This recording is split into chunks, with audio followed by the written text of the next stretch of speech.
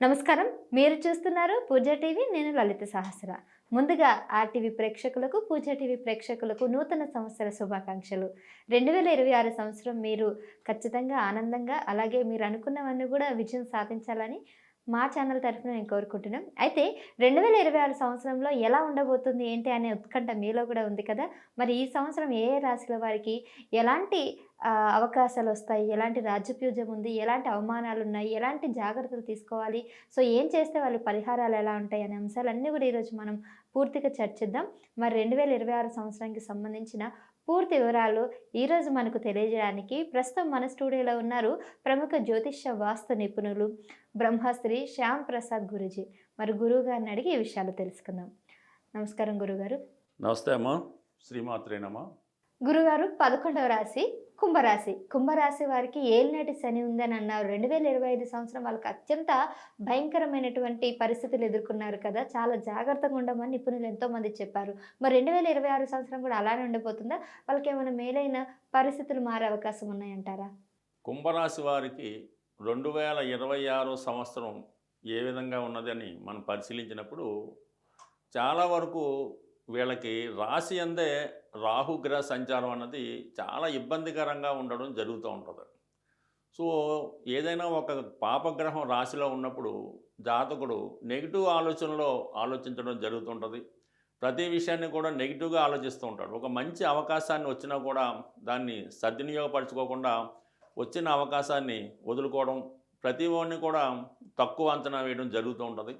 ఎవరైనా మీకు సహాయం చేద్దామని వచ్చినా కూడా దాన్ని మీరు వేరే విధంగా ఆలోచించి ఆ వచ్చినటువంటి సహకారాన్ని వదులుకోవడం కూడా జరుగుతుంటుంది. సో ఏ విధంగా ఈ రాహు మీ రాశిలో ఉన్నంత వరకు, అంటే ఈ సంవత్సరం డిసెంబర్ 5వ తారీఖు వరకు మీకు ఎటువంటి కొత్త అవకాశం వచ్చినా కూడా దాన్ని మంచి చెడ్డలు పూర్తిగా ఆలోచించి నిర్ణయం తీసుకోవాలి తప్ప వచ్చిన ప్రతి విషయాన్ని నెగిటివ్గా ఆలోచించి వదులుకుంటే మాత్రం ఇంకా మీరు గతంలో ఉన్నటువంటి మార్గంలోనే నడిచే అవకాశం ఉంది. కొన్ని బలహీనతలు మిమ్మల్ని బాగా ఇబ్బంది పెడుతుంటాయి. ఏదో ఒక దూర ప్రాంతంలోనో, విదేశంలోనో, వేరే ప్రాంతంలో మీకు అవకాశం వచ్చినా కూడా ఇక్కడ ఉన్నటువంటి అటాచ్మెంటు, కమిట్మెంట్ వల్ల వాటిని వదులుకోలేకపోతుంటారు.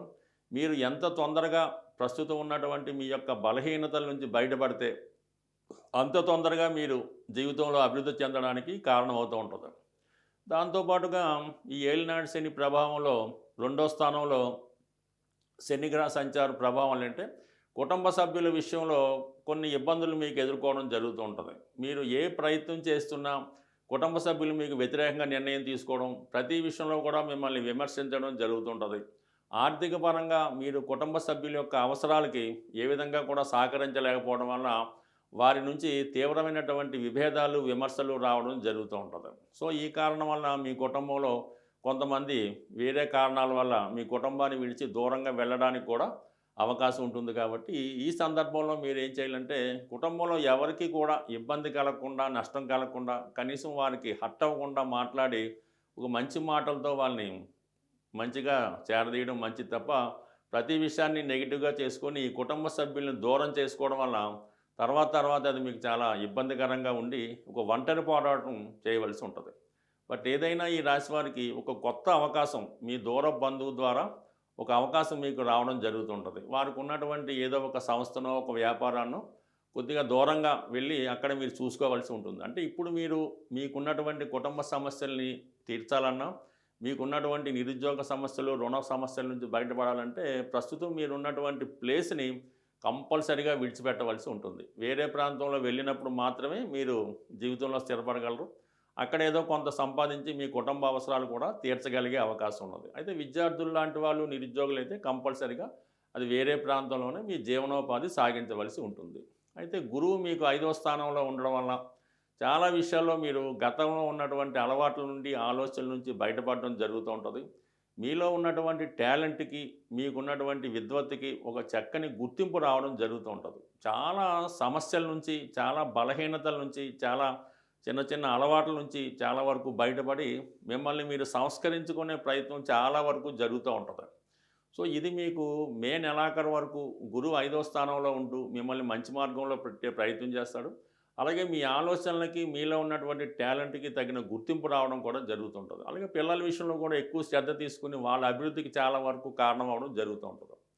అయితే జూన్ 1వ తారీఖు నుంచి అక్టోబర్ 31 మధ్యలో ఈ గురువు మళ్ళా మీకు 6వ స్థాన సంచారం అంటే ఉచ్చులోకి వచ్చినప్పుడు కూడా ధనాధిపతిగా 6వ స్థానంలోకి రావడం వల్ల సంపాదన విషయంలో ఒక గౌరవప్రదమైనటువంటి హోదా లాంటిది రావడం కానీ, మీరు మళ్ళా ఏదైనా కొత్త ఉద్యోగానికి ప్రయత్నం చేయడం వల్ల అయితేనే, గతంలో పోగొట్టుకున్నటువంటి ఉద్యోగాన్ని తిరిగి సంపాదించాలనే ప్రయత్నంలో కంపల్సరీగా నెరవేరే అవకాశం ఉంది. అలాగే కుటుంబ పరంగా చాలా సమస్యల్ని ఈ జూన్ 1వ తారీఖు నుంచి మీరు పరిష్కరించే ప్రయత్నం చేస్తారు. అంటే పిల్లలకైనా ఫీజు కట్టవలసి ఉన్నా, వాళ్ళకైనా వివాహాలు చేయవలసి ఉన్నా, వాళ్ళైనా విదేశం పంపాలన్నా తగు విధంగా మీరు ధనాన్ని ఏదో విధంగా సంపాదించి వాళ్ళ అవసరాలు తీర్చడం జరుగుతుంటుంది. వృత్తిపరంగా మిమ్మల్ని మీరు అభివృద్ధి చేసుకుంటూ చాలా విషయాల్లో సక్సెస్ అవ్వడం కూడా జరుగుతూ ఉంటుంది.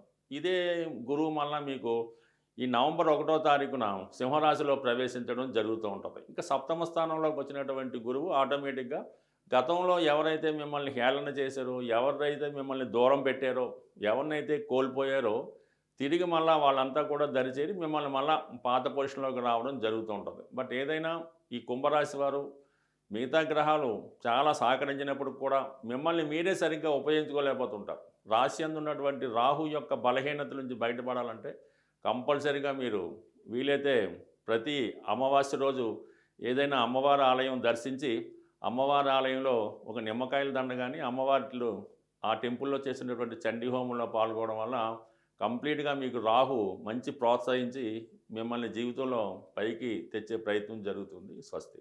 ధన్యవాదాలు గురుగారు. చాలా చక్కగా 12 రాసుల విలువలన్నీ కూడా మాకు తెలియజేశారు. చూసారు కదండి, శ్యామ్ ప్రసాద్ గురుగారు చెప్పినట్టుగా మీరు ఖచ్చితంగా ఆ రాసుల వాళ్ళు చాలా జాగ్రత్తగా ఉండాలి. అటువంటి పరిహారాలు చేసినా, పూజలు చేసినా కూడా మీకు మంచి ఫలితాలు వస్తాయని అయితే చెప్తున్నారు. అయితే 4 రాసుల్ని, 4 గ్రహాలని ఆధారం చేసుకుని నడుచుకున్నటువంటి ఈ రాశి ఫలితాలు ఆయా రాశుల వరకు అలా ఉంటుందనేది మనం ప్రత్యేకంగా మనం ఒక కన్సల్ట్ జ్యోతిష్యుని కనుక కనుక్కొని మాట్లాడినట్లయితే మీకు పూర్తి వివరాలు తెలుస్తాయి అన్నమాట. ఇంకా దీనికి సంబంధించిన మీకు ఎటువంటి సందేహాలున్నా కూడా కింద కామెంట్ రూపంలో మాకు అడిగినట్లయితే తప్పకుండా గురూజీ గారిని మరోసారి వీడియోలో మరి యొక్క విషయాలు, మీ రాశి యొక్క విషయాలు కానీ అవన్నీ కానీ తెలుసుకునేందుకు మనం ప్రయత్నిద్దాం. సో చూస్తూనే ఉండండి ఆ పూజ టీవీ. మీకు ఇంకా మరిన్ని విషయాలు త్వరలోనే వస్తూనే ఉంటాయి. నమస్కారం.